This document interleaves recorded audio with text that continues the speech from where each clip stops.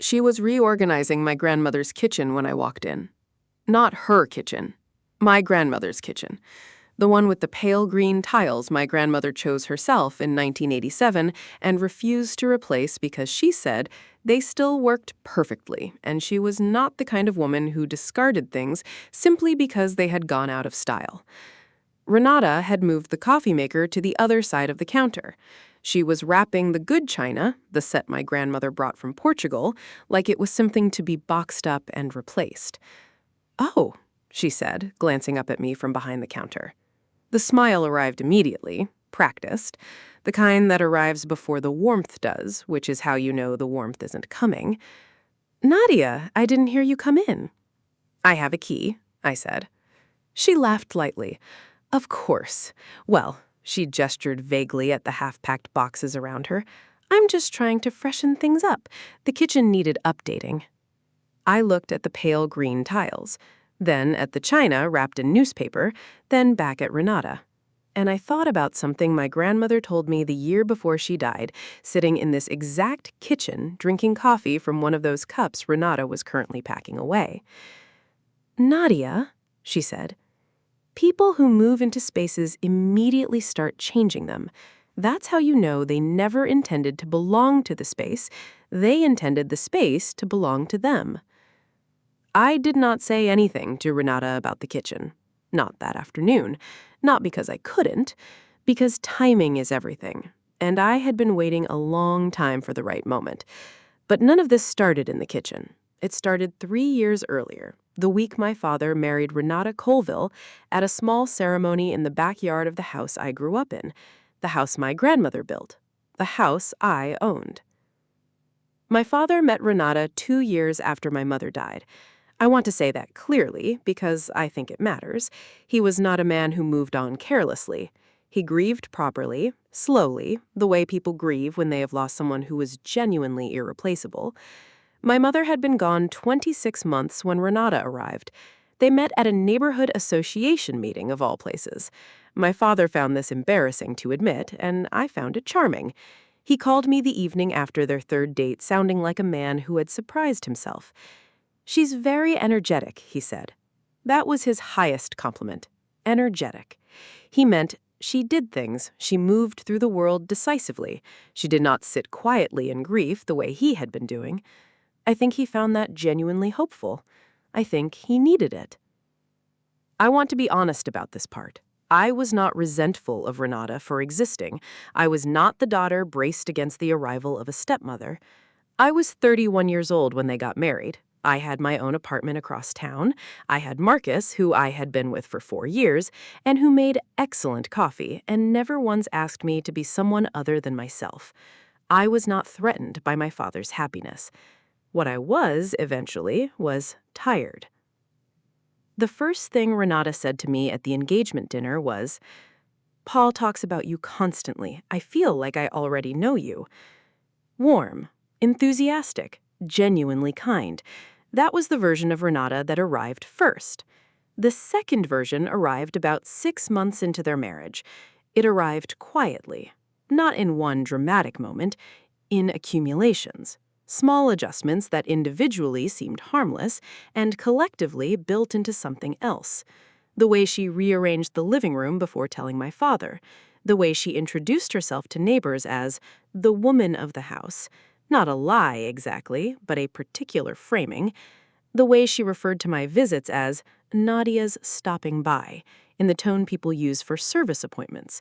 The plumber is coming Tuesday. The electrician needs to check the boiler. Nadia's stopping by Saturday. I noticed it. My father didn't, not because he was careless, because he was happy. And when someone you love is happy for the first time in years, you protect it carefully, even when the thing protecting it costs someone else something. I watched the small adjustments become larger ones. I let most of them go. But there was one evening, 6 months before the kitchen incident, that changed what I was willing to let pass. And it started with a question she asked in front of 12 people. The dinner party was Renata's idea. She was good at dinner parties. This was genuinely true, and I respected it. She cooked well, arranged flowers without making it look effortful, and had a gift for seating people next to the exact right person. 12 guests, my father at one end of the table, Renata at the other, me in the middle, which is where house guests sit, not family. House guests. The distinction matters more than it should. Midway through the main course, Renata turned to me with the specific smile she reserved for moments she had prepared. "Nadia," she said, "have you thought at all about whether you're going to find something more permanent?" The table quieted slightly, not completely, just enough for nearby people to hear. "More permanent?" I said. "With your living situation," she said, in the tone of someone clarifying something obvious to a confused child. "You've been in that apartment for what, 3 years now? I just wonder if you're planning to put down real roots somewhere." Real roots? Like what I had was decorative, like a woman in her early 30s with a partner and a career and a home she was perfectly comfortable in was simply floating. Marcus, who was sitting 2 seats to my left, made one specific sound. Not a word, a breath. The kind that means, "I heard that, I'm watching, tell me if you want me to say something." I did not want him to say something. Not yet. "I'm comfortable where I am," I said. Renata smiled warmly. "Of course. I just think everyone deserves to feel settled, to really belong somewhere." She turned back to her other guests smoothly. Conversation resumed. My father, to his credit, looked at me from the far end of the table with an expression that was equal parts apology and helplessness. He had married someone who moved through rooms like she owned them. The irony of that had not yet fully reached him. Here is what Renata did not know about the building she had been living in for 2 years. The Millard was built in 1961. 6 units, 3 floors, pale brick exterior, a small garden in the back that my grandmother maintained with the same stubbornness she applied to the kitchen tiles. My grandmother, Iris Wells, had purchased it outright in 1978 with money she had spent 20 years saving from her alterations business. Not inherited, not gifted, saved. 1 hem and 1 zipper and 1 let-out waistband at a time. She was 62 when she paid off the last mortgage. She framed the deed and hung it in the hallway and said nothing else about it because she was not the kind of woman who needed an audience for her accomplishments. When I was 7 years old and came to visit on Saturdays, I used to run my fingers along the frame of that deed while she made coffee. "What's that?" I asked her once. "That," she said, "is proof that patience works." My grandmother died 3 years before my father met Renata. She left the building to me. Not to my father, not to the family collectively, to me, specifically, by name, with a letter attached that I have read so many times that the paper has developed soft creases along the fold lines.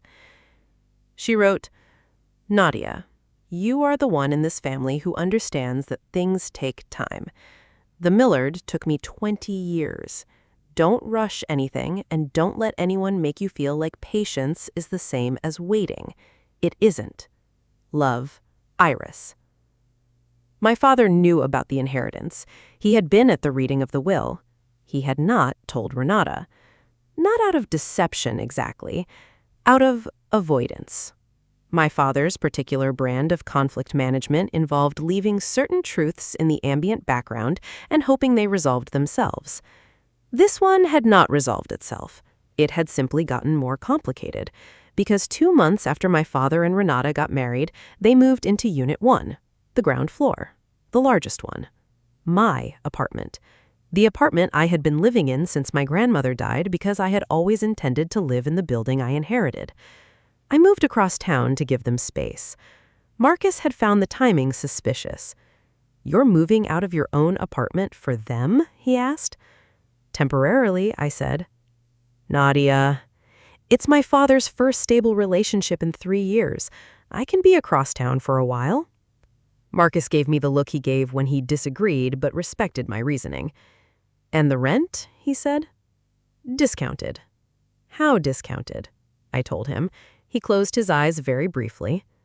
That's not discounted. That's basically nothing. It's family, I said. He nodded slowly. Okay, he said. Just that. Not approval, not argument, acceptance. Because that was Marcus. He showed up for the things I needed without requiring me to perform gratitude for it.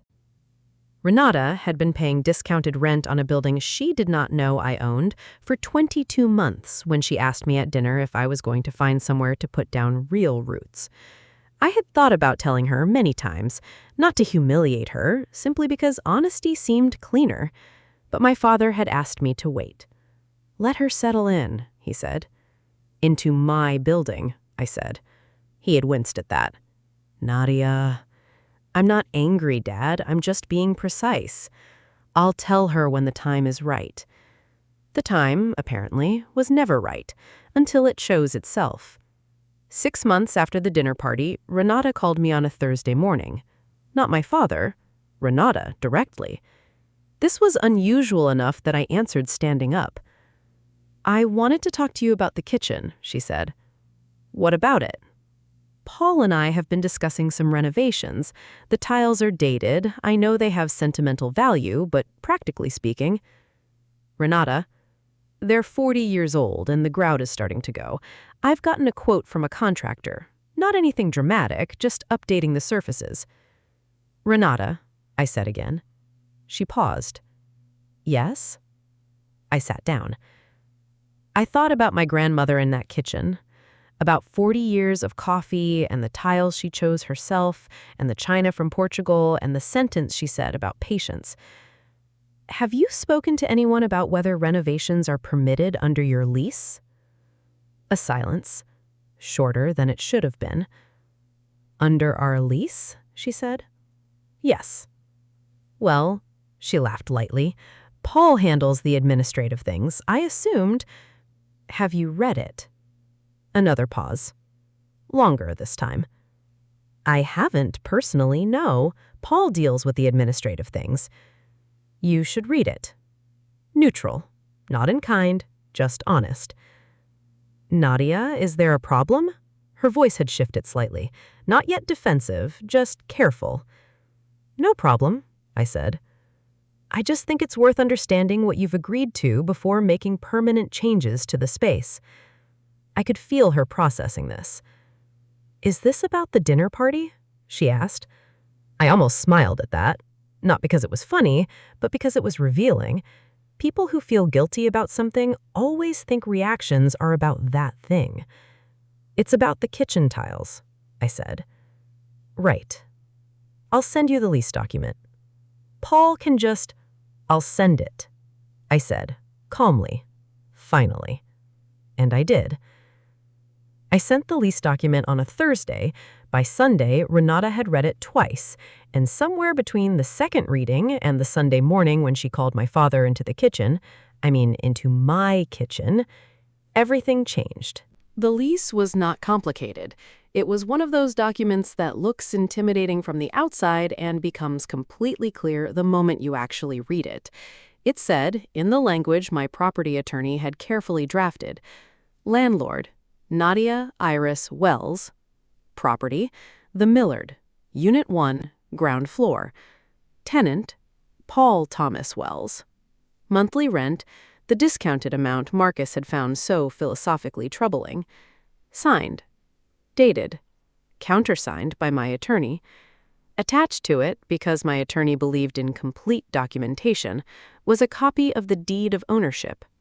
The Millard, in full, all 6 units, transferred to Nadia Iris Wells upon the death of Iris Marguerite Wells, effective immediately. My grandmother's signature at the bottom, in the sharp cursive she used for everything that mattered, mine below it, and the date. 7 years ago now.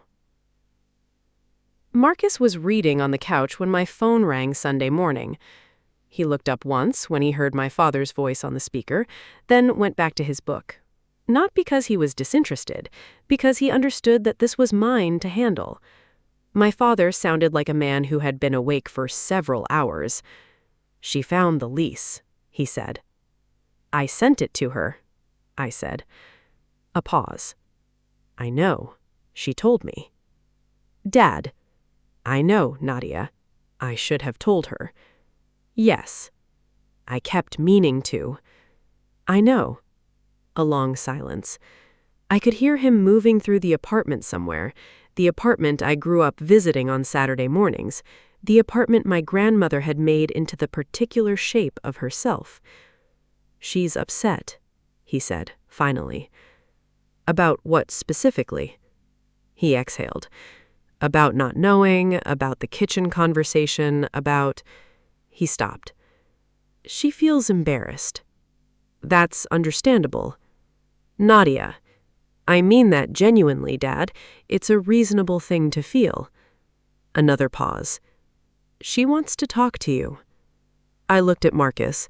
He turned a page without looking up. Okay, I said. She came on Tuesday, afternoon.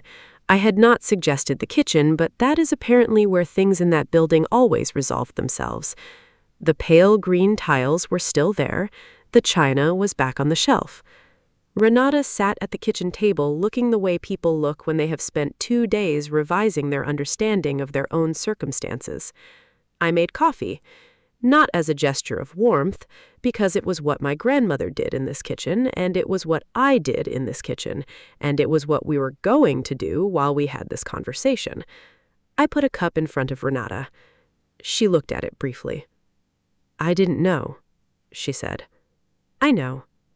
But Paul should have... Yes, I said. But you also... She stopped. I waited. You let me, she said. That landed differently than accusation would have. Not angry. Accurate. Yes, I said. Why? I sat down across from her and thought about how to answer honestly. Not simply. Honestly.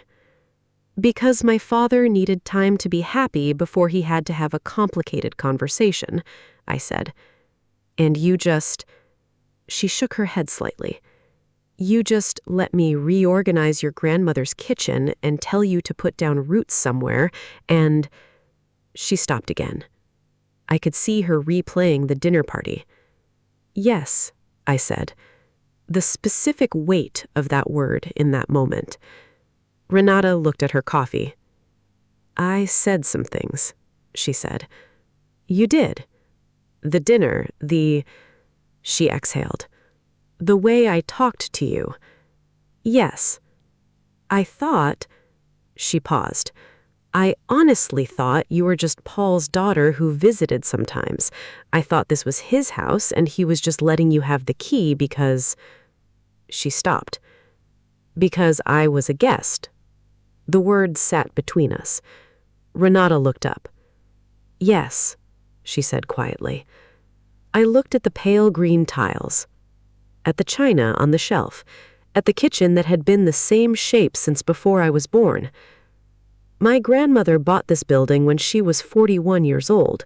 She worked for 20 years to do it. She framed the deed and hung it in the hallway and never made a speech about it because she thought that would be redundant. Renata listened. She left it to me when she died, not to the family, to me, because she said I was the one who understood that things take time. Renata's hands were still around her coffee cup. I let my father bring you here because I loved him, not because I didn't have somewhere else to be, because I wanted him to be somewhere comfortable while he figured out what came next. A long silence. That was generous, she said finally. It was family, I said. You didn't treat me like family. I looked at her. Not unkindly, not warmly either, just honestly. No, I said. You treated me like a guest. Renata did not cry. I respected her for that. She sat in the kitchen and heard what I said and nodded at the correct moments and did not reach for performance. That told me something. Not that she was a different person than she had been, that she was capable of being a better one under different circumstances. People often are. The question is whether the circumstances ever arrive. The renovation question, I said finally. About the kitchen. Renata looked up. The tiles stay, I said. She nodded immediately. The china stays. Yes.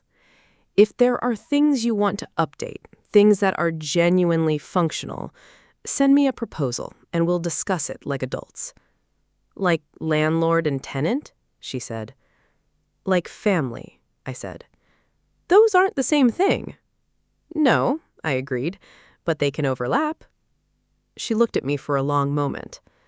Something in her expression had changed since the dinner party. The polished performance that arrived before the warmth was less automatic now.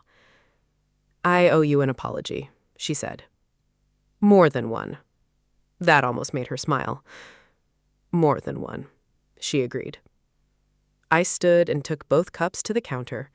Outside, the garden my grandmother planted was still coming back from winter. Stubborn things, my grandmother's plants. They always came back. Renata, I said, still looking at the garden. Yes? I'm not trying to win anything here. She was quiet. I never was, I said. I know that now, she said quietly. And I believed her. That was the strange part. By the time I left that afternoon, something had shifted between us. Not fixed, not easy, but different. The difference between two people who have finally told each other the truth and are deciding what to do with it. My father called that evening. He sounded lighter than he had in months. She told me how it went, he said. Good. Nadia, you should have told her, Dad. I know. Sooner. I know. A pause. I'm sorry. I know you are. Are we okay? I looked at Marcus, who was in the kitchen making dinner with the particular quiet focus he brought to everything he did. We're okay, I said.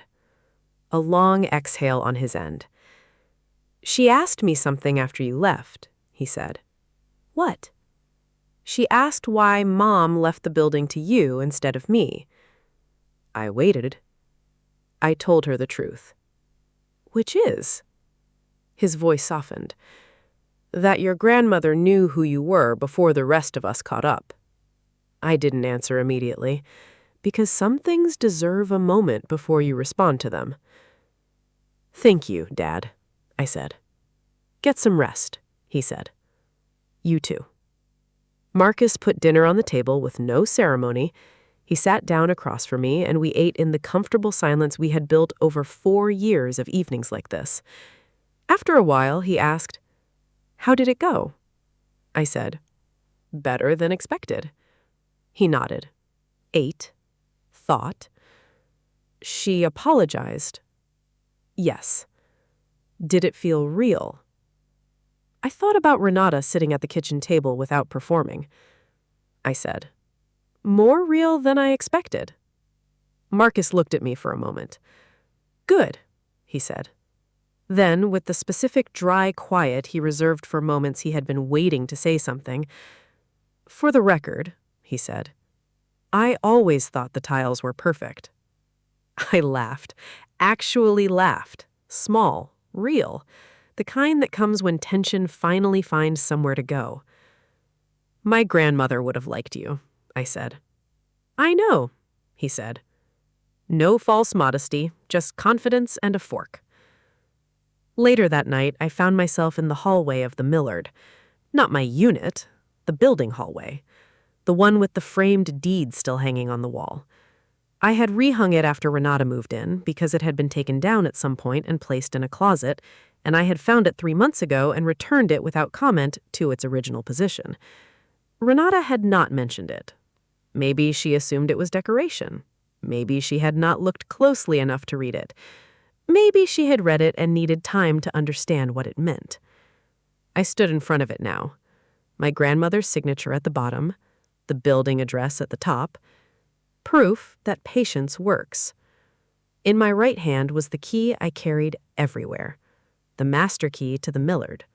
All 6 units, every door, every lock. Renata had commented on it once, months ago, with the lightness of someone making small talk. You really hold on to your dad's house key, don't you? I looked at the key in my hand, then at her, and I had decided in that moment that the timing was not right. Something like that, I said. Standing in the hallway now, I looked at the key in my palm. Plain, unremarkable, the kind of object that looks like nothing until you understand what it opens. It was never a copy. It had always been the original. My grandmother gave it to me the week she signed the deed. She pressed it in my hand in this exact hallway and said, "This building will outlast most of the noise people make around it. So will you." I stood there a moment longer. The building settled around me the way old buildings do. Quietly, solidly, not asking anyone's permission. Then I turned off the hallway light and went home. Some people spend years trying to make you feel like you don't belong somewhere. They never think to ask whose name is on the deed. Belonging isn't something people grant you, it's something you build. One decision at a time, one patient year at a time, until the building stands and the tiles are still perfect and the key in your hand was always the original. Subscribe to the Heart Listens Stories, where the quietest things always owned the most.